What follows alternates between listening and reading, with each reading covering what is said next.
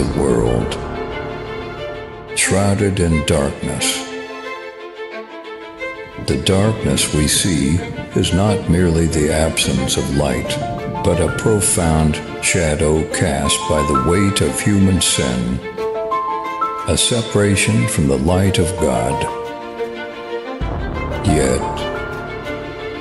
in the midst of this darkness, a Savior emerges, Jesus Christ, the light of life, stepping into our brokenness to bring salvation. 2 Samuel 9 ayat 1 dan 2. Kita sama-sama dengan baca nanti. Ini sangat benar-benar bagaimana suatu pergaulan Samuel dan Yonatan. 2 Samuel 9 ayat 1 dan 3. Luar biasa ini kunjungan hamba Tuhan di tempat kami ini, kami membuka hati kami, dan juga mungkin kalau bulan depan bisa kami di sini juga, karena izinkan di tingkat RT kami merintis tempat ini. Dari sawah dulu semua itu kami dikenal di sini. Ya, jangan khawatir masalah mobil, masalah ada tempat. Jangan khawatir Pak Panggabean. Ada mobil siap dan aman, ya. Dapat semua? Dapat. Sama-sama kita melalui Alkitab, melalui handphone. Bisa kita baca hitungan ketiga, ya. 2 Samuel 9 ayat 1 dan 3, sama-sama hitungan ketiga, ya. 1, 2, 3. Berkatalah Daud, masih ada orang. Ya. Maka aku akan menunjukkan kasihku kepada oleh karena Yonatan. Adapun keluarga Saul mempunyai seorang hamba yang bernama Ziba. Ia dipanggil menghadap Daud. Lalu raja bertanya kepadanya, "Engkaukah Ziba?" Jawabnya, "Hamba Tuhan, Tuanku." Kemudian berkata raja, "Tidak ada lagi orang yang tinggal di keluarga Saul. Aku hendak menunjukkan kepadanya kasih yang dari Allah." Lalu berkatalah Ziba kepada raja, "Masih ada seorang anak laki-laki, Yonatan, yang cacat kakinya." Puji Tuhan. Itulah seorang bagaimana Raja Daud yang begitu hebat, dan dia bergaul dengan anak daripada Jonatan, ya. Di sini judulnya adalah teladan dan kebajikan. Arti teladan dan kebajikan merupakan arti dalam bahasa Indonesia aslinya, ya, rukun, setia, dan baik. Itu artinya kebajikan. Judulnya tadi teladan adalah kebajikan. Ya, saya bacakan ini bagaimana Daud dan hubungan antara ini. Boset ini adalah anak daripada Jonatan. Karena pergaulan dengan Daud dan Jonatan, saya baca di kita di dalam 1 Samuel 18. Supaya jelas kita baca, ya, saya baca sendirilah, ya. 1 Samuel 18, begini bunyinya, Daud dan Jonatan. Ketika Daud habis berbicara dengan Saul, berpadulah jiwa Jonatan dengan jiwa Daud, dan Jonatan mengasihi dia seperti jiwa sendiri. Pada hari itu Saul membawa dia dan tidak membiarkannya pulang ke rumah ayahnya. Jonatan mengikat perjanjian dengan Daud karena ia mengasihi dia seperti dirinya sendiri. Jonatan menanggalkan jubah yang dipakainya dan memberikannya kepada Daud, juga baju perangnya, sampai pedangnya, panahnya, dan ikat pinggangnya. Daud maju berperang dan selalu berhasil kemana juga Saul menurunnya, sehingga Saul mengangkat dia mengepalai para prajurit. Hal itu dipandang baik oleh seluruh rakyat dan juga oleh pegawai-pegawainya. Inilah yang saya ingatkan bagi kita bagaimana pergaulan Daud dan Jonatan. Dia seperti akrab, tidak ada misalnya ada konflik antara satu sama lain, dan dia pergaulan itu sampai dia raja pun Daud mengasihi keturunan daripada Saul. Dan kita begitu dalam hamba Tuhan saling mengasihi pergaulan bagaimana Saul raja pertama di Israel, 40 tahun dia raja, dan dia diganti oleh Daud. Dan Daud ini sebagai anak yang benar-benar hati yang tulus, bukan kekar seperti saya tinggi, ganteng, tidak. Ini anak Isai dipilih, berjalan 8 orang, 7 orang. Lihat, oh ini tidak benar, ini tidak, ini. Masih adalah anak Isai, ada satu lagi namanya Daud. Penggamalakan domba 2-3 ekor di ladang. Panggil. Kalau tidak panggil, kita tidak makan bersama. Akhirnya dilihatlah, inilah benar-benar bukan dilihat dari parasnya, bukan dari titilnya, bahkan S1, S2 kita bukan itu yang dilihat, hanya hatinya saja yang dilihat. Saya bangga kepada ibu-ibu, bapak-bapak yang rela berkorban siang hari di tempat kami, walaupun panas hujan pun kami tetap setia iring Tuhan.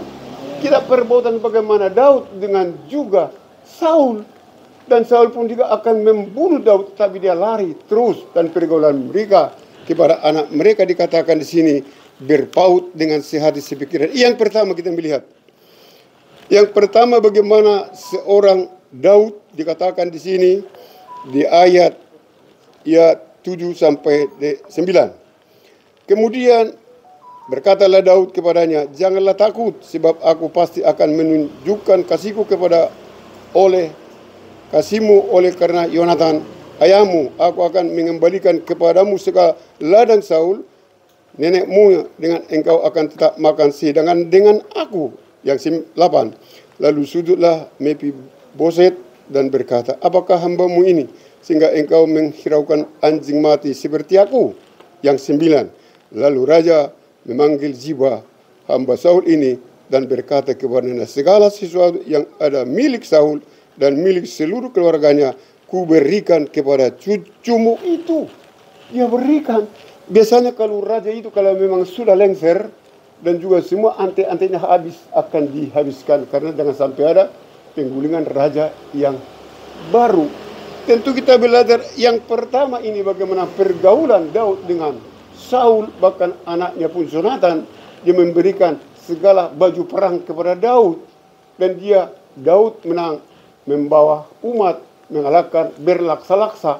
Kalau Saul kan beribu-ribu, lebih hebat daripada Saul. Tapi dia walaupun begitu tidak pernah dia melupakan bagaimana anak cucu daripada Saul mereka diberikan makan bersama. Kita pun ini yang pertama dalam kehidupan kita secara bagaimana kebenaran firman. Kalau kita seorang raja itu habis biasanya dibabat semua, tidak boleh ada keguguran di tempat raja yang baru. Tapi ini kita mengingat bagaimana pergaulan dengan Daud dengan Saul sangat indah, bahkan sampai keturunannya. Dan juga ini anak daripada Yonatan, Mephiboset ini diurus dan hartanya dikembalikan kepada dia. Tentu kehidupan kita lihat yang kedua ini, kita melihat dikatakan di sini, lalu raja memanggil Ziba hamba Saul itu dan berkata kepadanya, segala sesuatu yang ada milik Saul dan milik seluruh keluarganya ku berikan kepada cucumu itu. Diberikan hak daripada Saul, diberikan kepada anaknya Yonatan. Anak Yonatan pun artinya cucunya. Dikatakan di sini dikatakan ini di dalam kata arti Mephiboset itu, tidak anak daripada Yonatan. Tentu mereka lakukan kebaikan Tuhan. Dari pergaulan itu kita pun adalah hamba Tuhan. Tidak ada kebencian. Mungkin ini maju, ini tidak benar gereja, ini sebagai evangelis. Ini jangan kita saling mendukung. Mungkin ada 1, 2, 3 orang pun. Tuhan tetap untuk turun tangan menolong kita dalam pelayanan. Walaupun mungkin 3 keluarga, ada pun 100, ada 200, 300 pun kita tidak cemburu di dalam pergaulan Saul dengan Daud. Dan itu sampai keturunannya dijamin oleh hidupnya sama-sama makan bersama dengan keturunan Saul. Kita pun di sini pun kita kumpulan apa ketua PDH apa namanya? PDHST. Yang lain katanya? Sekarang PDHST. PDHST. Ikan saya bangga, saya dukung masuk di sini hampir 3 bulan ya. Saya tetap setia dimanapun kami ikut. Suami istri, bapak ibu. Amen. Kalau kita lepas cuma sendiri, kalau nanti jatuh, istri saya menolong saya. Amin.